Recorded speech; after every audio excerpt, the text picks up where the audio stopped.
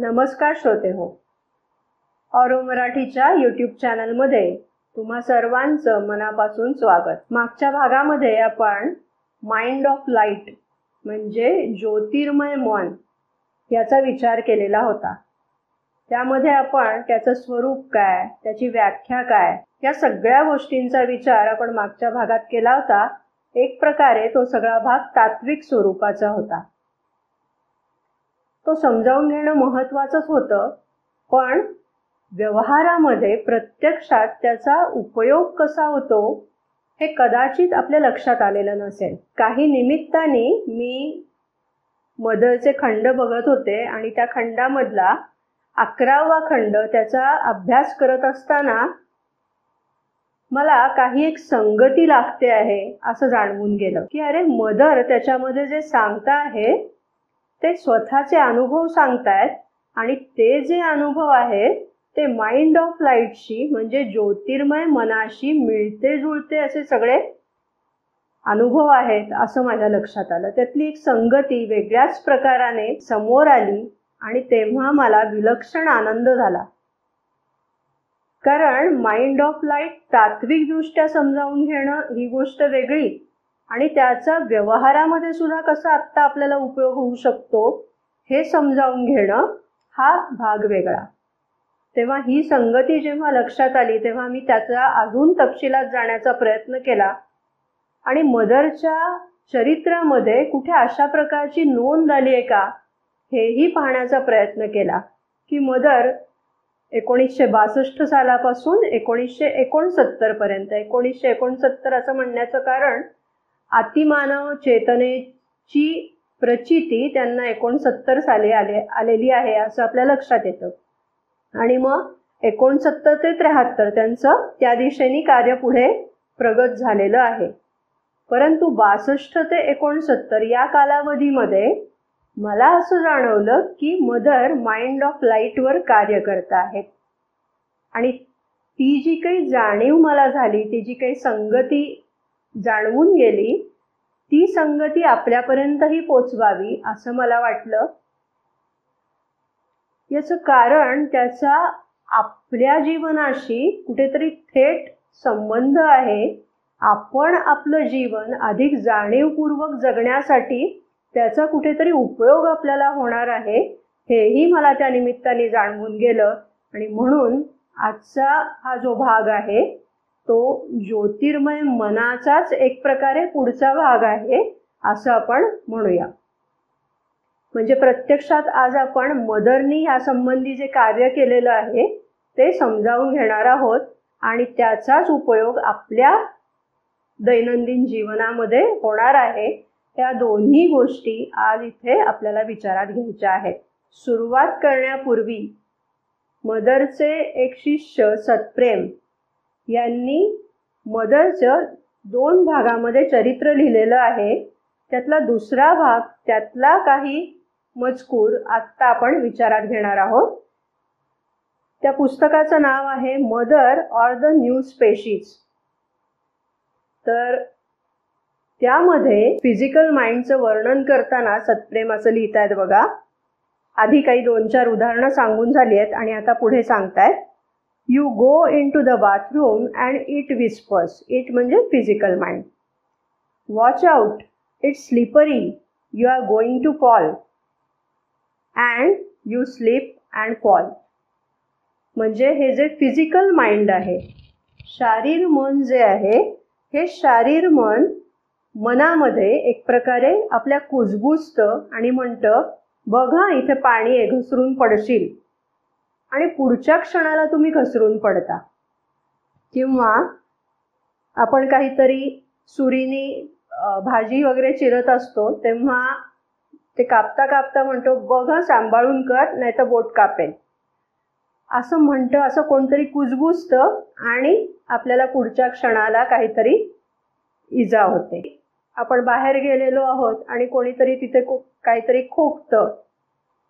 खोकल्यानंतर परत आपलं फिजिकल मन म्हणतं की बघा त्याचा संसर्ग होण्याची शक्यता आहे, सांभाळून जरा. आणि मग 1-2 दिवसात आपल्यालाही खोकला येतो आणि मग काहीतरी ताप वगैरे येतो. हे जे आहे सातत्याने अशी कुजबूज आपल्या मनामध्ये चालू असते, पण आपण त्याच्याकडे सहसा दुर्लक्ष करतो. त्याचं कारण आपल्याला त्याचा नेमका काय परिणाम आपल्यावर होतो त्याचा कधी अभ्यासच आपण केलेला नसतो, त्याचा कधी विचारच आपण केलेला नसतो. आपल्या मनामध्ये ही जी सारखी एक प्रकारे बडबड चालू असते, ह्या ज्या सारख्या एक प्रकारे सूचना आतून येत असतात, त्या सूचनांकडे आपण त्या निरुपद्रवी आहेत असं समजून त्याच्याकडे दुर्लक्ष करत असतो, पण त्या तशा निरुपद्रवी नसतात. त्या एक प्रकारे आपल्या शरीरावर खोलवर परिणाम करत असतात, कारण आपलं फिजिकल माइंड हे जे सातत्याने बोलत असतं ते सगळं शरीर अगदी सतर्कपणाने ऐकत असतं आणि त्याबरहुकूम शरीर वागायला लागतं. तेव्हा हा जो सगळा परिणाम आहे तो आपल्याला माहिती पण नसतो आणि त्यामुळे आपण अगदी त्याच्याकडे दुर्लक्ष करून जगत असतो. पण याचे खूप दूरगामी परिणाम होण्याची शक्यता असते. नव्हे तसे ते होतात. याचं एक उदाहरण माहितीचं आहे, तेवढं एक सांगते. तपशिलात जेव्हा शोध घेतला तेव्हा लक्षात आलं की हे नेमकं अशाच पद्धतीने घडलेलं होतं. मोठ्या माणसांच्या चर्चा ऐकत बसलेली एक लहान मुलगी, मोठ्या माणसांमध्ये काहीतरी बोलणं चाललेलं आहे, बायका काहीतरी बोलतायत की अरे तिला ब्रेस्ट कॅन्सर झाला आणि असं झालं वगैरे वगैरे. ती मुलगी तिथे काहीतरी खेळत बसली, तिच्या कानावर ते पडलंय, कुतूहल निर्माण झालंय की हा काय प्रकार आहे नक्की.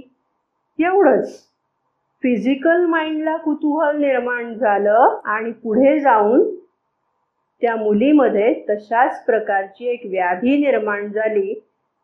शोध घेता घेता हे लक्षात आलं की असं कुठेतरी तिच्या मनामध्ये त्या संबंधी आधी कुतूहल आणि नंतर भीती घर करून राहिलेली होती आणि त्याचा परिणाम शरीराने ते प्रत्यक्षात आणलेलं आहे. तेव्हा हे सगळं जे अशा पद्धतीचं चालू आहे बघा, हे आता लक्षात येईल आपल्या की हे दुसरं तिसरं काही नाही तर हे एक सायन्स आहे, पण सूक्ष्म स्वरूपाचं शास्त्र आहे. हे त्याच्याकडे त्या दृष्टीने पाहण्याची आवश्यकता आहे. म्हणजे आता लक्षात येतंय की आपलं मन असं म्हणत असताना शारीर मन जे बोलतं आहे त्याच्याकडे आपण सावधानतेने पाहिलं पाहिजे आणि त्याच्यावर काहीतरी उपाययोजना केली पाहिजे. उपाययोजना म्हणजे काय ते आपण ओघामध्ये बघूया, परंतु हे अशा प्रकारे आपलं मन सातत्याने सूचना देत राहतं आणि त्या सूचना कायम निगेटिव्हच आहेत असं लक्षात येतं. आणि का निगेटिव्ह सूचना ते देत राहतं की बघ हे असं करू नको नाहीतर ते तसं होईल, पावसात जाऊ नको नाही तर खोकला येईल. हे असं सातत्याने मन बडबडत राहतं आणि त्याचा परिणाम त्या शरीरावर होतो. या सूचना कायम अशा प्रकारच्या नकारार्थीच का दिल्या जातात या फिजिकल माइंडकडनं? कारण हे त्यांनी आत्ताच्या एका जन्मात साठवलेलं नाहीये, तर अनेक जन्म म्हणजे उत्क्रांतीची जी सगळी वाटचाल होत आलेली आहे त्या उत्क्रांतीच्या लाखो वर्षांच्या वाटचाली दरम्यान हे फिजिकल माइंड जे स्वतःमध्ये साठवून ठेवत आलेलं आहे ते सगळं बॅगेज घेऊन ते आपल्यामध्ये आलेलं आहे. मग आता तुमच्या लक्षात येईल बघा, आपण जर कधी जंगलात गेलेला असाल आणि तिथे जर हरणं पाहिलेली असतील तर त्या हरणांच्या हालचाली जर तुम्ही पाहिलेल्या असतील तर त्या कायम एक प्रकारे सावध असतात आणि ते कायम चंचल असतात. म्हणजे त्यांची मान सातत्याने हलत असते, कधी इकडे बघतील तिकडे बघतील, कान टवकारून बघतील. हे का सारखं? कारण ती भेदरलेली असतात, सतर्क असतात पण भेदरलेली पण असतात. न जाणो कोणत्या क्षणी कुठून तरी वाघ येईल आणि मला पकडून खाईल. ही भीती जी त्या प्राण्यांमध्ये, हरिण हे एक निमित्त झालं, पण त्या प्राण्यांमध्ये ही जी भीती दडलेली असते तीच पुढे आपल्यापर्यंत कायम येते. असं अनेक जन्मांचं भय घेऊन आपलं फिजिकल माइंड तयार झालेलं असतं. मटेरियल कॉन्शियसनेस जो आहे तो अशा प्रकारेच त्याची घडण झालेली असल्यामुळे सातत्याने ते एक प्रकारच्या भीतीच्या दडपणाखाली वावरत असतं.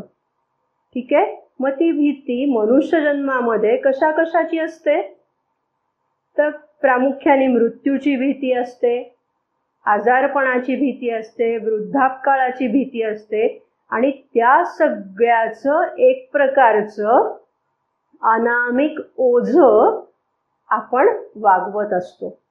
ते फिजिकल माइंड हे सगळं ओझं घेऊन, त्याचं बॅगेज घेऊन ते वावरत असतो आपण आणि त्याचा परिणाम म्हणून मग जरा मरण आदी गोष्टी पुढे घडून येतात. ठीक आहे. तेव्हा हे फिजिकल माइंड त्याचं स्वरूप अशा प्रकारचं आहे. मागच्या भागामध्ये आपण त्याचे 3-4 वैशिष्ट्य पाहिली की ते जुन्या घटनाच पुन्हा पुन्हा कशा आठवत राहतं वगैरे. तर त्यातलाही हा एक भाग आहे की ते सातत्याने भीतीच्या छायेखाली वावरत असतं आणि त्यातून येणाऱ्या नकारार्थी सूचना ते पृष्ठभागावर सातत्याने पाठवत राहतं आणि त्याचा परिणाम शरीरावर होत असतो.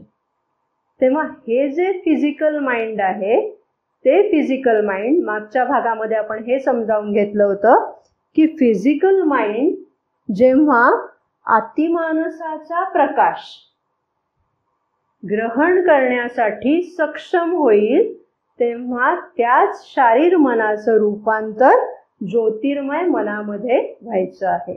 ठीक आहे. तर आता पुढे जाण्यापूर्वी आपण मदरशी संबंधित आणखीन एक अनुभव लक्षात घेऊया, जो अनुभव देखील सतप्रेम यांनी नमूद केलेला आहे. झालं होतं असं की एकदा एक व्यक्ती की जिला पार्किन्सनचा आजार होता ती व्यक्ती मदरच्या संपर्कात आली आणि मदरनी सहज म्हणून त्या व्यक्तीच्या हातावरून हात फिरवला. हात फिरवला तर मदरची चेतना जी अतिशय उच्चतच चेतना आहे ती चेतना त्या हातामधून त्या व्यक्तीच्या हातामध्ये संक्रमित झाली आणि त्याचा परिणाम असा झाला की त्या पार्किन्सन झालेल्या व्यक्तीचा हात थरथरणं, जो सातत्याने थरथरत राहतो आपल्याला माहिती आहे, तर त्याची ती थरथर एकदम बंद झाली. ठीक आहे. आता वास्तविक ही किती चांगली घटना होती त्या व्यक्तीच्या दृष्टीने, पण त्या व्यक्तीचं फिजिकल माइंड सजग झालं आणि फक्त एक आश्चर्य वाटून ती व्यक्ती मनाशी फक्त म्हणली, अरे हात थरथरायचा बंद झाला की. बस तेवढं पुरेसं होतं. त्या व्यक्तीच्या हाताची थरथर पुन्हा चालू झाली, पुन्हा तो त्रास सुरू झाला. म्हणजे इतकं हे काय म्हणूया डेलिकेट आहे, इतकं ते नाजूक आहे, इतकं ते सांभाळायला पाहिजे. आपल्या मनामध्ये अशा प्रकारचा नकारार्थी विचार येता कामा नये.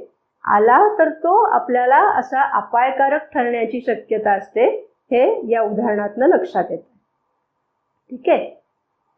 तर तेव्हा आता या दृष्टीने एक साधक म्हणून आता आपण आपल्या जीवनाचं निरीक्षण केलं तर लक्षात येतं की अगदी लहानपणापासनं अशा प्रकारचे अनेक विचार, भीतीमधनं उत्पन्न झालेले अनेक विचार आपण आपल्या मनामध्ये सांभाळून ठेवलेले असतात. कुठेतरी खोल मनाच्या कुपीमध्ये ते दडून राहिलेले असतात. मग ते विचार पुढे जाऊन प्रत्यक्षात येण्याकडे त्यांचा कल असतो.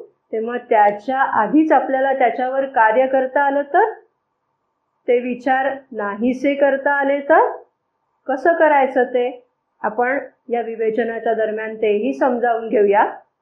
आणि आता प्रत्यक्षामध्ये मदरनी माइंड ऑफ लाईटवर काय कार्य केलं ते समजावून घेऊया.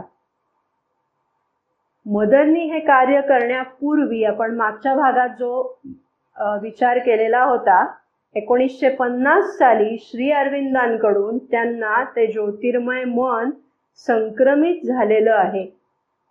कशासाठी? ते ह्याचसाठी संक्रमित झालेलं होतं की मदरनी पुढे जाऊन त्याच्यावरती कार्य करावं आणि पृथ्वी चेतनेच्या दृष्टीने त्याचा लाभ इतरांना करून द्यावा.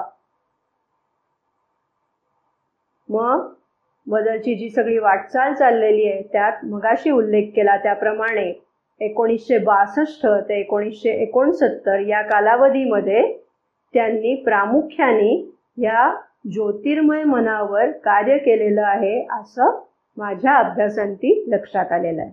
आपण समजावून घेऊया ते काय नेमकं कार्य आहे ते. बघा इथे मदर काय म्हणतात बघा. I am here because my body has been given for the first attempt of transformation. It is not very pleasant, but I do it willingly because everybody will be able to profit from it. माझा हा जो देह आहे तो रूपांतरणाच्या कार्यासाठी उपयोगात यायचा आहे असं त्यांना सांगण्यात आलेलं आहे आणि त्या दिशेने त्या कार्यरत झालेल्या आहेत. त्या म्हणतायत हा सगळा जो अनुभव आहे तो फारसा काही सुखद नाहीये.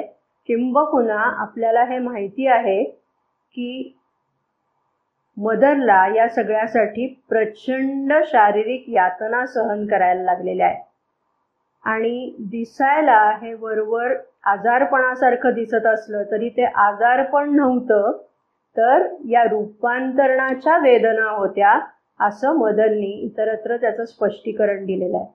पण प्रचंड म्हणजे अगदी असह्य वेदना मदरनी दिवसेंदिवस नव्हे महिनोन्महिने नव्हे काही वर्षपर्यंत अशा यातना त्यांनी सहन केलेल्या आहेत. त्यामुळे हे काही फारसं सुखद नाही आहेत असं त्या म्हणतायत. But I do it willingly. पण मी हे स्वेच्छेने करते आहे.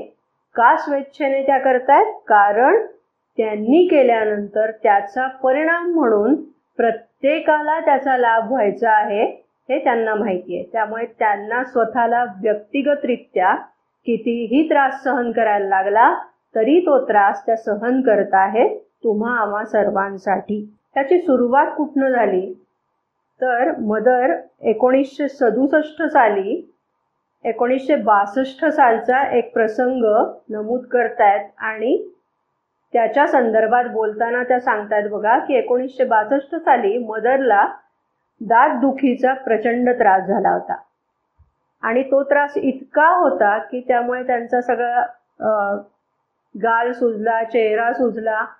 पुढे 7-8 दिवसपर्यंत त्यांना खाता पण काही येत नव्हतं किंवा कोणाशी काही संपर्कही त्यांनी त्या दिवसात त्या करू शकलेल्या नव्हत्या. असा इतका प्रचंड त्रास होत होता.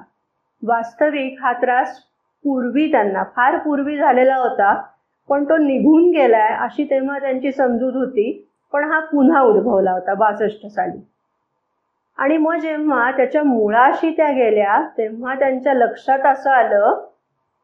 कशाच्या मुळाशी त्या गेल्या तर एकंदरच फिजिकल कॉन्शियसनेस म्हणून जो आहे, मटेरियल कॉन्शियसनेस किंवा बॉडी कॉन्शियसनेस म्हणून जो आहे त्याच्या मुळाशी त्या गेल्या आणि त्यांना लक्षात आलं की त्याच्यामध्ये म्हणजे मटेरियल कॉन्शियसनेसमध्ये एक प्रवृत्ती आहे. कुठली प्रवृत्ती आहे तर टेस्ट फॉर ड्रामा. आपण म्हणतो की नाही नाटकं करायची प्रवृत्ती. तर ह्या फिजिकल कॉन्शियसनेसमध्ये तशी नाटकं करायची प्रवृत्ती आहे हे त्यांना लक्षात आलं. त्याचा शोध त्यांना लागला. म्हणजे आपण एरवी ज्याला हिंदीमध्ये ज्याला बात का बतंगड बनाना किंवा मराठीत आपण त्याला म्हणतो राईचा पर्वत करणं. गोष्ट एवढीशीच असते पण त्याचे खूप नखरे करायचे आणि मग स्वतःकडे लक्ष वेधून घ्यायचं. अशा प्रकारची एक प्रवृत्ती या फिजिकल कॉन्शियसनेसमध्ये आहे. त्याचा शोध मदरला लागलेला आहे आणि म्हणून त्या सत्प्रेमशी बोलताना हे सांगतायत की तुलाही जर कधी अशा रीतीने शारीरिक त्रास होत असेल तर तू स्वतःच्या शरीरातल्या पेशींना हे सांगू शकला पाहिजेस की बघ आता जास्त नाटक करू नकोस. हे तुला सांगता आलं पाहिजे. बस आता पुष्कळ झालं हे दुखणं, आता आपल्याला लवकर बरं व्हायचंय, हे तुला सांगता आलं पाहिजे असं मदर सतप्रेमला सांगतायत. आपल्याला हे माहिती असतं, काही व्यक्ती अशा असतात बघा की ज्यांना आजारपण आलं की बरं वाटतं, कारण इतर 4-4 लोक त्यांची शुश्रूषा करतात, लक्ष वेधलं जातं, त्यांना एक प्रकारे पॅम्परिंग त्यांचं होतं, म्हणून काही लोकांना ती सवय असते. तो भाग वेगळा, तो व्यक्तींच्या बाबतीत झाला. पण अगदी तशीच प्रवृत्ती ह्या पेशींमध्ये आहे हे सांगितलं तर आपल्याला आश्चर्य वाटतंय. पण ती आहे हे मदरला कळलंय, आणि ती कोणामध्ये? ती प्रत्येक मनुष्य मात्राच्या शरीरातल्या पेशींमध्ये तशी ती प्रवृत्ती आहे. तेव्हा आपण आपल्या आजारपणाला कुरवाळत न बसता चटकन त्या शरीरातल्या पेशींना सांगितलं पाहिजे की ठीक आहे, तुम्हाला ते सगळं आवडतंय, पण हे चालणार नाही. का चालणार नाही? कारण तसं केल्यामुळे, ते दुःख कुरवाळत बसल्यामुळे ते आजारपण अधिक दीर्घकाळ चालत राहण्याची शक्यता आहे. आणि ते चालणार का नाही? कारण ही बॉडी कोणासाठी दिली आहे, कशासाठी दिली आहे आपल्याला? हा देह कशासाठी दिलाय?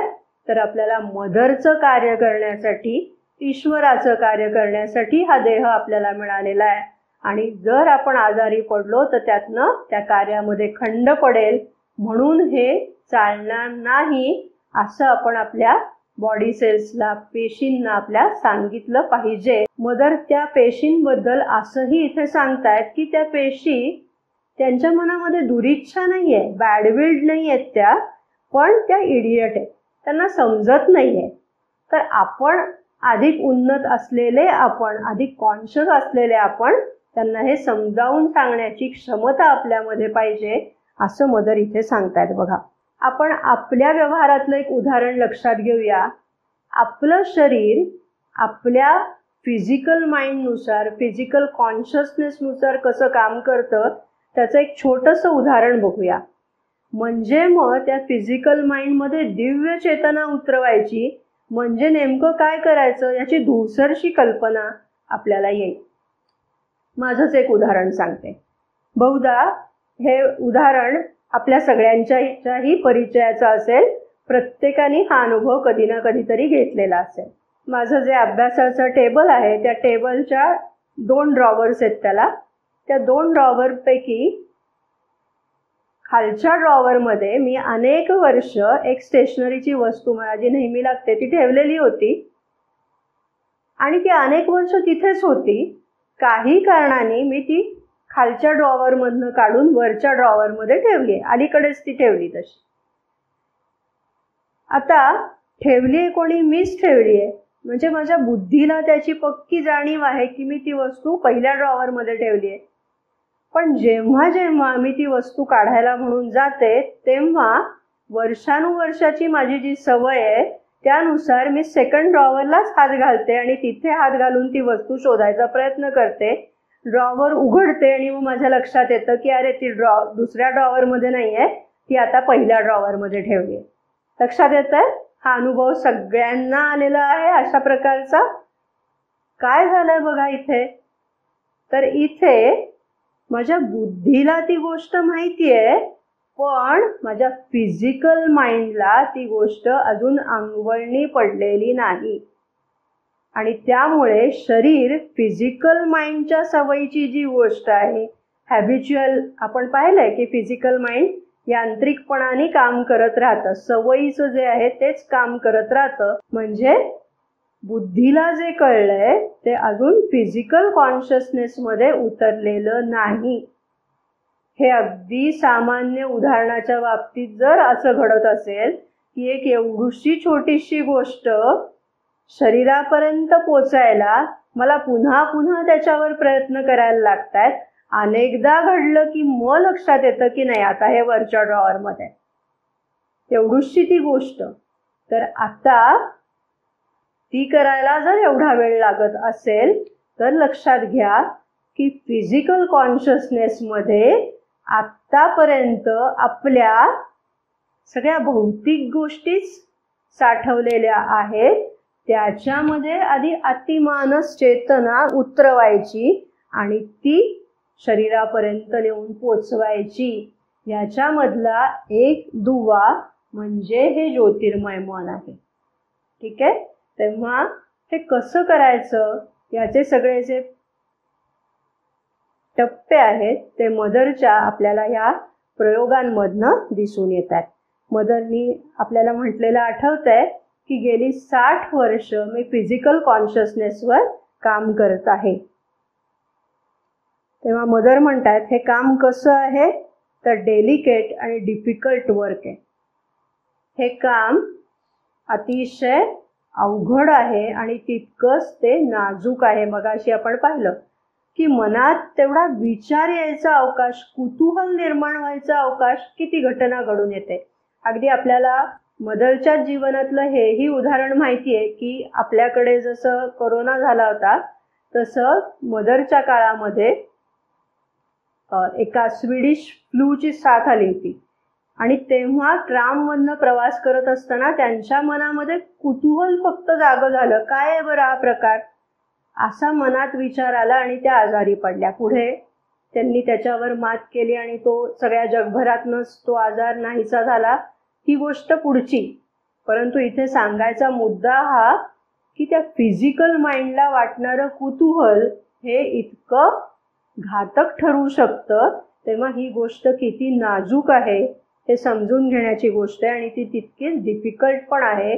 याचं कारण पुन्हा पुन्हा पुन्हा पुन्हा त्याच्यावर काम केलं तरी ती जुनी प्रवृत्ती पुन्हा उफाळून येते. त्याच्यावर सातत्याने काम करतच राहावं लागतं.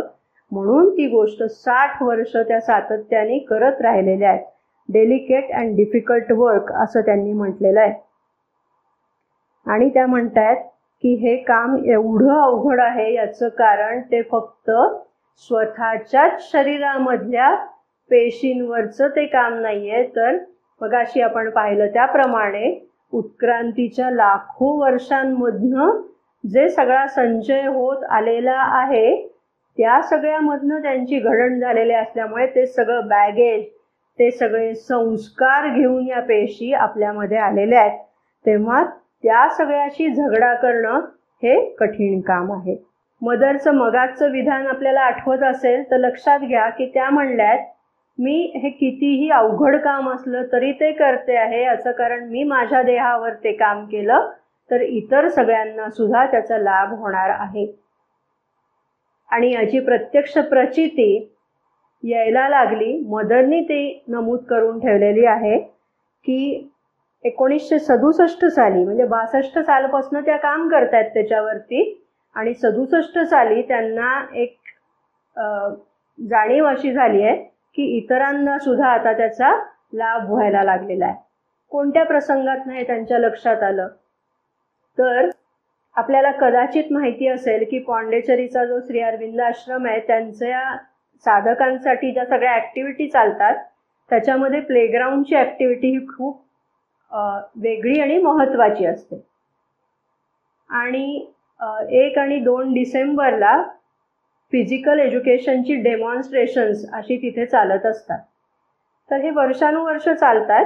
1967 साली त्यातल्या काही साधकांनी मदरकडे एक संदेश मागितला, त्या कार्यक्रमासाठी म्हणून मागितला. आणि तो संदेश त्यांनी मागितला कोणासाठी तर शरीरातल्या पेशी जणू प्रार्थना करतायत तर त्या काय प्रार्थना करतील ती प्रार्थना तुम्ही आम्हाला संदेश रूपाने लिहून द्या असं त्यांनी मदरकडे प्रार्थना केलेली आहे. तेव्हा मदरच्या लक्षात आलं की ही प्रार्थना ते मागतायत हा त्यांच्या कॉन्शियसनेसमध्ये झालेला बदल आहे.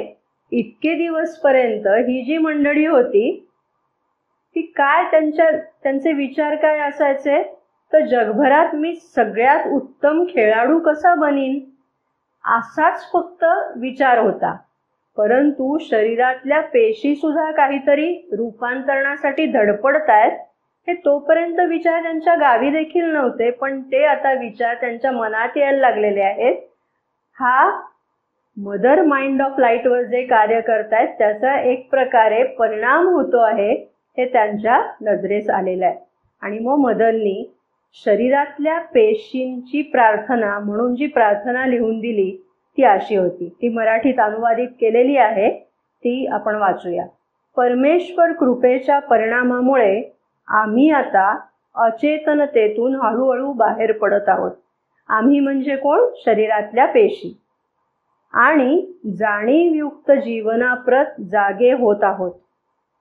तेव्हा अधिक प्रकाश, अधिक चेतना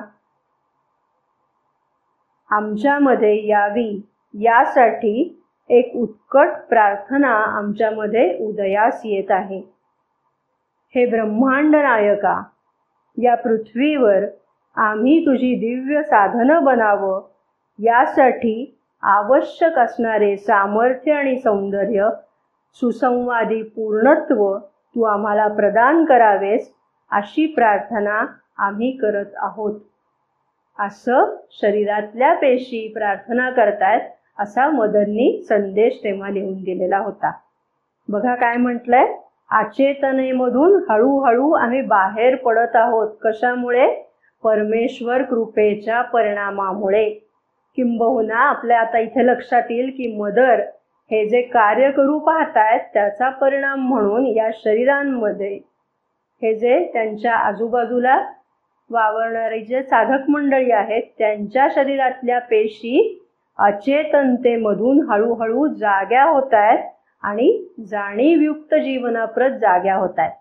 लक्षात घ्या, आत्ता अगदी आपण साधं हे जे समजावून घेतो आहोत, हे समजावून घेतल्यानंतर एवढ्याशा विचाराचे एवढे परिणाम होऊ शकतात असं म्हटल्यानंतर आता आपण सुद्धा काही प्रकारे थोडे का होईना पण आपल्यामध्ये एक जाग येते आहे का? आपण पुढच्या वेळेला आपल्या मनात जर असा काही विचार चमकून गेला तर आपण त्या क्षणी जागे होऊ की नाही? तेव्हा या पेशी अशा रीतीने जाग्या होत आहेत, सजग व्हायला लागलेल्या आहेत आणि त्या काय म्हणतात की आम्हाला ईश्वराचं साधन व्हायचं आहे. म्हणजे शरीराच्या पेशींमध्ये सुद्धा आता ईश्वराचं साधन बनण्याची आस वाढीला लागते. मदर म्हणतायत एकेकाळी जी चेतना ही मन आणि प्राण यांचीच फक्त मक्तेदारी होती, ती चेतना आपल्याला सुद्धा मिळावी अशी आस या शरीरामध्ये निर्माण व्हायला सुरुवात झालेली आहे. याचं ते द्योतक आहे. ठीक आहे. आपण मागच्या वेळेला पाहिलं होतं बघा की मदर जेव्हा हे सगळं काम करत होत्या, म्हणजे ज्योतिर्मय मनाशी संबंधित जेव्हा काम चालू होतं तेव्हा मदरनी असं एके ठिकाणी म्हणलेलं होतं की त्यांच्या देहामधनं मन निघून गेलेलं होतं, प्राण निघून गेलेला होता. फक्त फिजिकल माइंडवर काम करायचं म्हणून फिजिकल माइंड तेवढं शिल्लक राहिलेलं होतं. मदरनी आणखी एके ठिकाणी असंही म्हटलेलं आहे की मन आणि प्राण निघून गेले होते, सायकिक बीइंग म्हणजे चैत्य पुरुष शिल्लक होता आणि फिजिकल माइंड म्हणजे शारीर मन हे शिल्लक होतं. तेव्हा हे असं कसं, हा जसा प्रश्न आपल्याला पडतोय तसं सत्प्रेम यांनी सुद्धा त्यांना प्रश्न असा विचारलेला होता की तुम्ही शारीर मनावर काम करायचं म्हणून मन आणि प्राण हे का नाहीसे होण्याची गरज होती. तेव्हा मदरनी असं सांगितलंय की आत्तापर्यंत मन आणि प्राण याचंच वर्चस्व शरीरावर आहे. शरीर हे एक प्रकारे बिचारं सेवकासारखं आहे आणि त्या दोघांची हुकूमत त्याच्यावर चालते, त्यामुळे त्याला एक प्रकारे मोकळा श्वास घेता येत नाहीये. म्हणून अतिमानसाचा प्रकाश जर खालपर्यंत पोचवायचा असेल तर मदरनी या दोन्हीला काही काळासाठी बाजूला केलेलं आहे. अर्थात मदरनी हेही सांगितलेलं आहे की हे सगळ्यांनी करण्याची आवश्यकता नाही, तसा प्रयोग इतरांनी करू नये कारण ते खूप रिस्की आहे. ते मदरच करू जाणे. पण त्यामुळे झालं काय की त्यामुळे मदरचे जे प्रयत्न होते ते एक प्रकारे ॲक्सलरेट झाले. त्याच्यासाठी मदरनी ते केलेलं आहे. ठीक आहे. पण आपल्याला मात्र ते तसं करणं शक्यही नाही आणि आवश्यकही नाही. मदरनी आपल्याला तसा एक प्रकारे धोक्याचा कंदील दाखवलेला सुद्धा आहे. नेमकं काय घडतं इथे बघा. मन आणि प्राण बाजूला झाल्यामुळे आत्तापर्यंत अतिमानस जेव्हा जेव्हा इथे कार्यकारी होतंय तेव्हा प्रथमतः ते मनावर त्याच्यानंतर प्राणावर कार्यकारी होतंय आणि शरीर तसंच राहतंय. ठीक आहे. आता शरीरावरच काम करायचं आहे म्हणून हे जेव्हा बाजूला होतंय तेव्हा मग अतिमानस थेटपणाने शरीरावर काम करू शकेल फिजिकल माइंडच्या माध्यमातनं, अशी त्याच्या पाठीमागची भूमिका आहे. आपण एक उदाहरण समजावून घेऊया. अगदी सर्वांच्या परिचयाचं हे उदाहरण आहे. कुठल्याही ऑफिसमध्ये आपण जर गेलो तर एक प्रकारची हायरार्की असते, म्हणजे पदाधिकारी जे असतात त्यांची एक उतरंड असते. म्हणजे सर्वात वरच्या पदावरचे अधिकारी, मग त्याच्या हाताखाली काम करणारे दुसरे अधिकारी, मग तिसरे अधिकारी, अशी ती श्रेणीबद्ध एक रचना असते.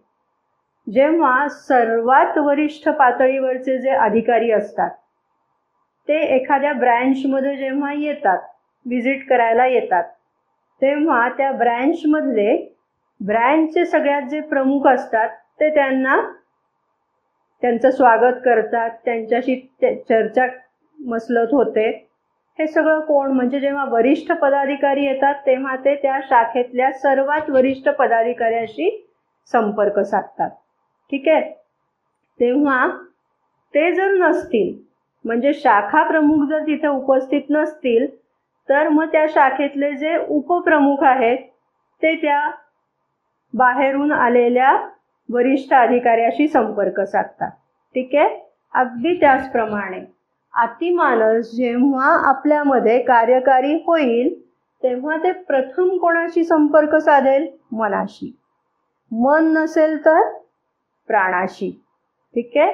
पण हे दोघंही त्या ऑफिसमध्ये, हे जे दोन्ही वरिष्ठ अधिकारी उपस्थित नाही आहेत आणि सर्वात मोठे जे बॉस आहेत ते आलेले आहेत, अचानक आलेत त्या ऑफिसमध्ये, तेव्हा काय होईल?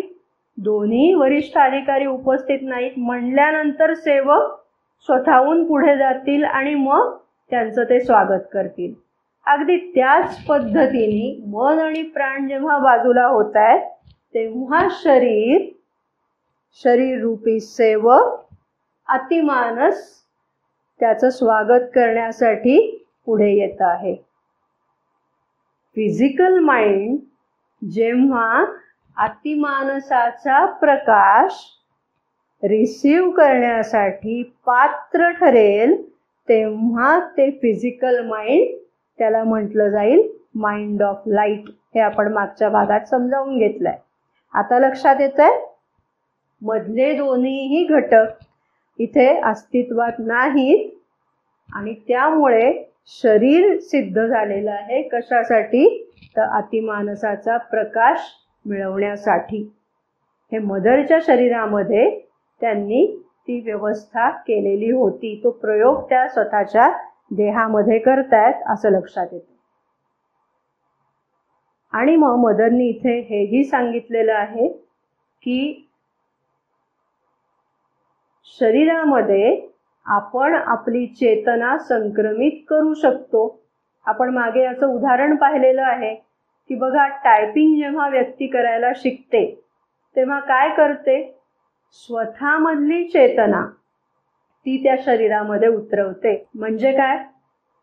तर उदाहरणार्थ ह्या ठिकाणी ह्या बटनावर बोट दाबलं, अमुक एक बोट दाबलं की ए हे अक्षर उमटतं. ही जी बौद्धिक चेतना आहे ती चेतना, म्हणजे मनाची चेतना, ती सातत्याने प्रॅक्टिस करून करून ती त्या बोटापर्यंत जाऊन पाझरते आणि ती तिथे स्थिर स्थावर होते. म्हणजे आपल्यामधली जी मानसिक चेतना आहे ती आपण शरीरामध्ये उतरवत असतो आणि मग ती शरीराला अंगवळणी पडते आणि मग शरीर त्यावर हुकूम कार्य करायला लागतं. मग ते इतकं त्याच्या अंगवळणी पडतं की आपण हे पाहिलेलं असतं बघा की टायपिस्ट व्यक्ती असते ती काय करते? ती एकीकडे मैत्रिणीशी बोलत असते पण दुसरीकडे हाताने मात्र बरोबर टायपिंग चाललेलं असतं. त्यात काहीही चूक होत नाही. याचं कारणच हे की शरीरापर्यंत ती चेतना व्यवस्थित रीतीने उतरलेली आहे.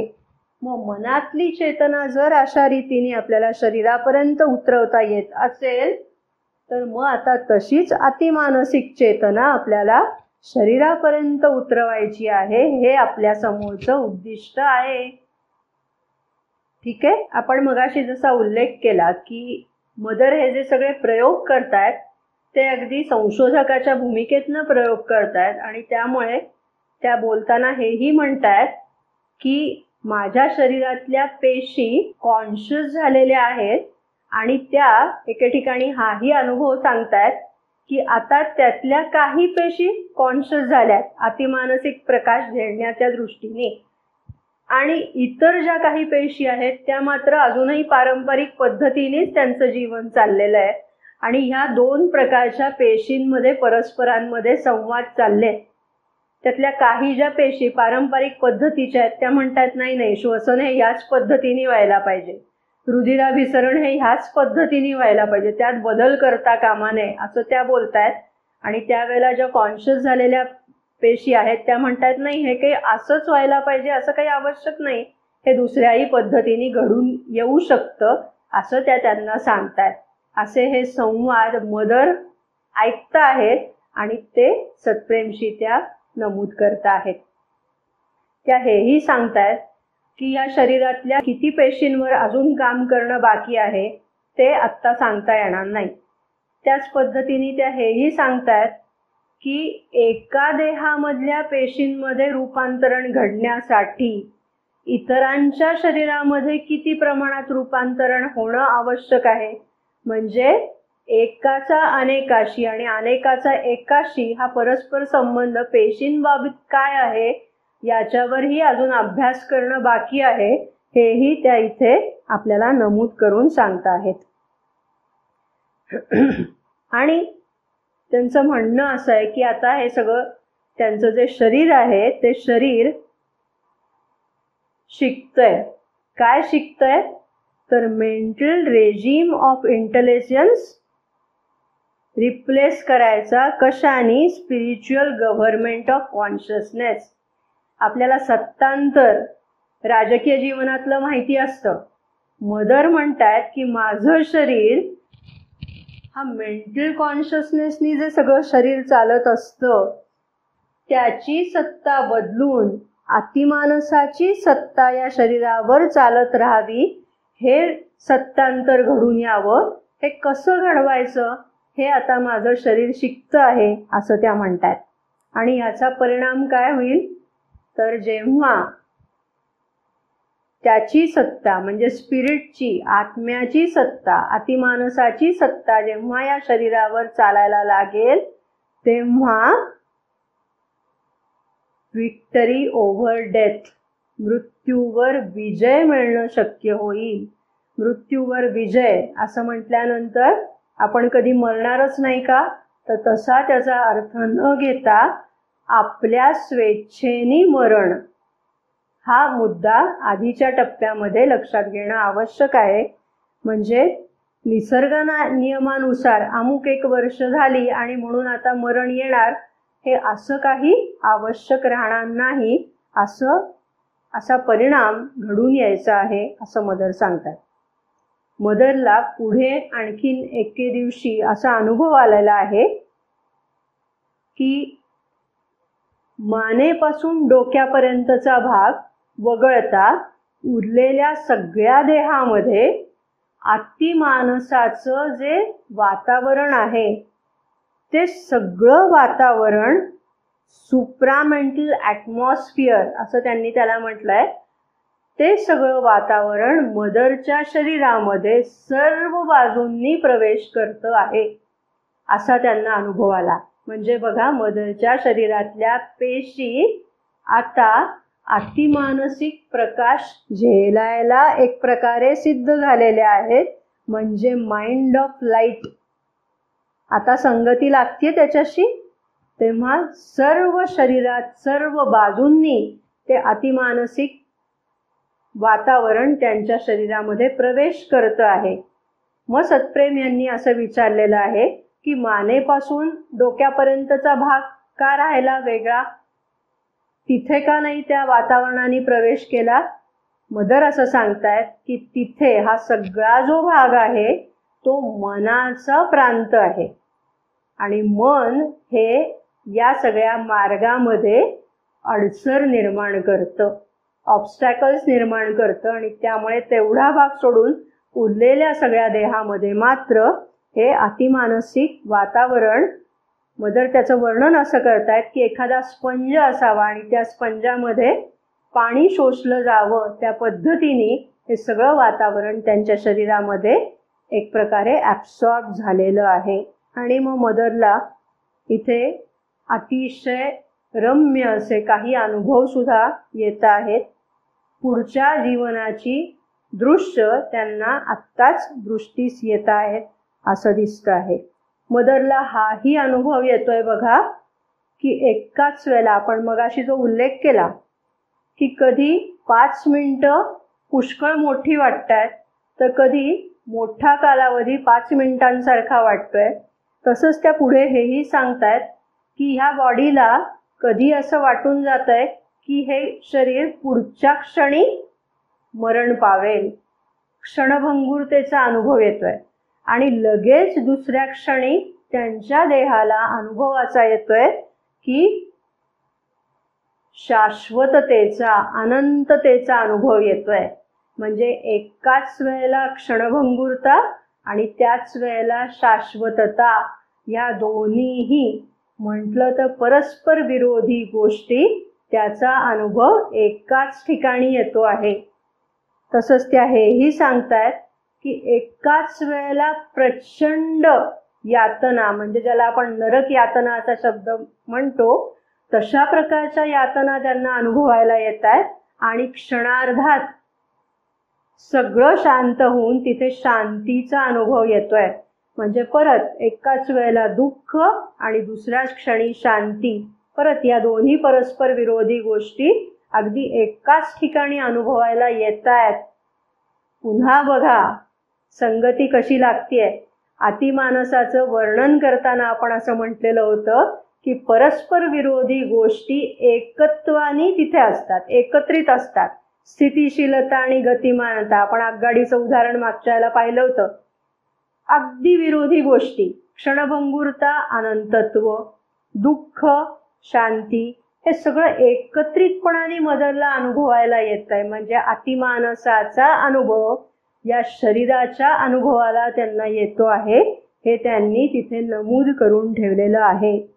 आणि मग पुढे 15 फेब्रुवारी 1969 या दिवशी मदर त्यांना जो 1 जानेवारीला अनुभव आलेला होता सुपरमॅन कॉन्शियसनेसचा, तो अनुभव सांगतायत. त्याच्या पुढेही त्या वर्णन असं करतायत की 91 वर्षामध्ये मला इतका सुखद अनुभव कधीच आला नाही. तेव्हा हे सगळं जे काम मदरनी केलेलं आहे ते 1962 ते 1969 या दरम्यान केलेलं आहे आणि त्यांनी त्याचं हेही स्वरूप सांगताना सांगितलेलं आहे की ते एकाने काम केलं की त्याचा इतरांना पण लाभ व्हायचा आहे. म्हणजे ते कॉन्टॅजियस आहे, ते संसर्गाने पसरणारं आहे. काय तर फिजिकल माइंड एकाने त्याच्या शरीरामध्ये जर हे कार्य केलं आणि त्याचं माइंड ऑफ लाईटमध्ये परिवर्तन केलं तर प्रत्येकाला मदरनी जी काही तपश्चर्या केली ती सगळीच्या सगळी तपश्चर्या तशी करण्याची आवश्यकता नाही. त्यांनी ती तपश्चर्या केली, ती समग्र पृथ्वीसाठी केलेली आहे आणि त्यामुळे आपण त्या दिशेने थोडी वाटचाल करायला सुरुवात केली की मग त्याचा लाभ आपल्यालाही व्हायचा आहे, हे मदरनी सांगितलेलं आहे. मग आता आपण या मुद्द्यापाशी आलो बघा की आपण थोडीफार वाटचाल केली तर त्याचा लाभ आपल्याला होईल. म्हणजे काय तर जिथे आपण सुरुवात केली होती की फिजिकल कॉन्शियसनेसच्या बाबतीत आपल्यामध्ये सजगता आली पाहिजे. आपण स्वतःकडे अधिक नीट निरखून आपल्या मनातल्या विचारांना हाताळलं पाहिजे. आणि हे हाताळायचं कसं तर ज्या ज्या क्षणी आपल्या मनामध्ये अशा प्रकारचे काहीतरी नकारार्थी सूचना देणारे विचार मनात येतात, जसे आपण ते सुरुवातीला पाहिले, बघ पडशील, की पुढच्या क्षणी व्यक्ती पडतीये. तर हे अशा प्रकारचे जे विचार मनात येत असतील, कुजबुजत असतील, तर तो आलेला प्रत्येक विचार सजगतेने पाहायचा आहे आणि तो त्याच क्षणी जाणीवपूर्वकतेने मदर श्री अरविंदांना किंवा ईश्वराला समर्पित करायचं आहे. हे तुझं आहे, तू बघ, अशा पद्धतीने त्याचं अर्पण करत राहायचं आहे. ही एक साधना आपल्याला करायची आहे.